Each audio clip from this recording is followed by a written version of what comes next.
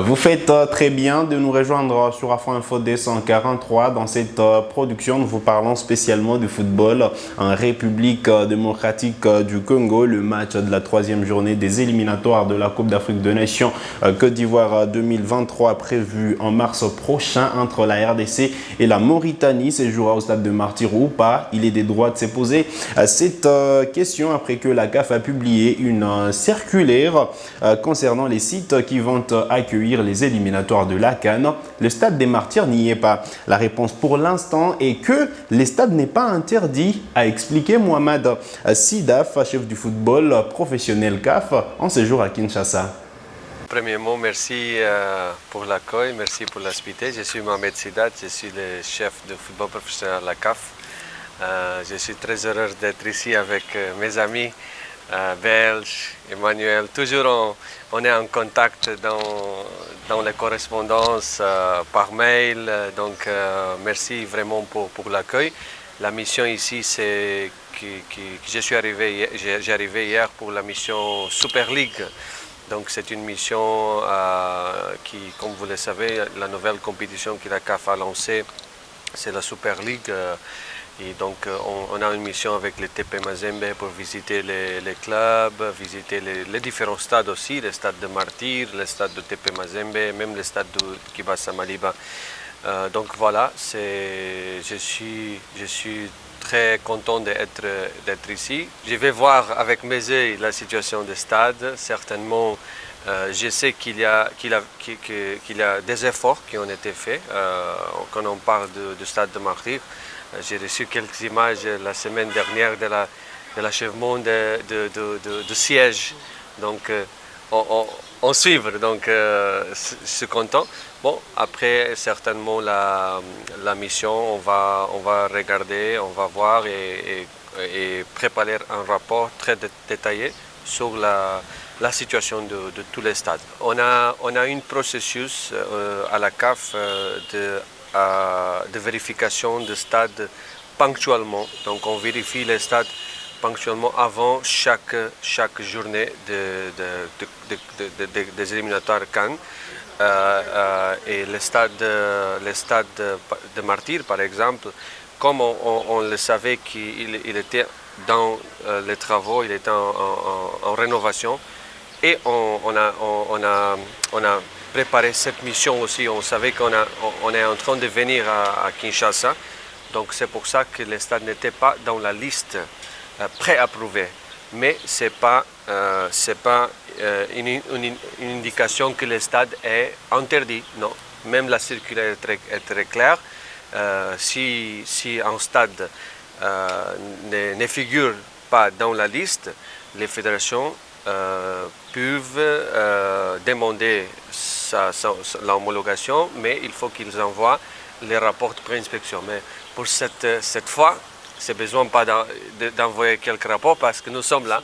On va voir avec nos yeux, on va faire le rapport et si les choses sont bien, certainement, on va approuver. Il faut penser. Allez, il faut noter que le stade Mazembe a été également inspecté et donc les stades des Martyrs et le stade Mazembe qui vont servir de cadre pour le club congolais engagé dans les interclubs de la CAF. Le club en Ligue des Champions, Mazembe, Desampe et Lupopo en Coupe de la Confédération. Puisqu'on vient de parler du FC Saint-Éloi, Lupopo, les cheminots pour poursuivre la préparation intense en Tunisie. Eh bien, Lupopo a joué en amical, c'est jeudi 2 février 2023 contre l'Union sportive Médina Kinshasa. Un partout a été le score enfin des 7 rencontres. Voici les résumés. Pour clôturer les 7 premiers jours de stage intensif à Tunis, le Football Club Saint-Éloi Lupopo a programmé une première opposition face à un adversaire coriace ce jeudi 2 février 2023 pour la deuxième rencontre amicale internationale. Et c'est le stade municipal Bir Bourigba qui a servi de cadre à cette empoignade contre l'Union sportive Médina Kinshasa qui pointe actuellement à la 5e place de la Ligue 1 pro-algérienne. Avec les efforts fournis ces derniers jours, Mohamed Magasuba a décidé de composer 2 équipes panachées, des expérimentés et des jeunes. C'est l'alignement en première mi-temps a essayé de prendre le jeu à son compte en exerçant un gros pressing lors de la première demi-heure. À la 30e minute, Héritier Kassongo, parti à la limite du hors-jeu, est parfaitement servi par Mike Harvey au CT. L'ailier droit des Cheminots trouve Chatakora dans la foulée et d'un coup de tête imparable au premier poteau, le Togolais bat Filali.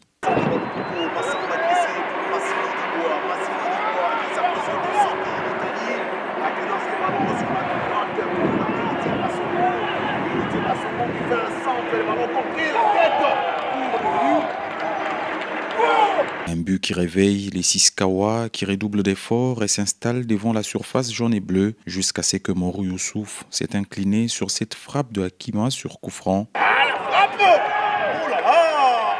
Et c'est le but égalisateur! Un but partout, score à la pause.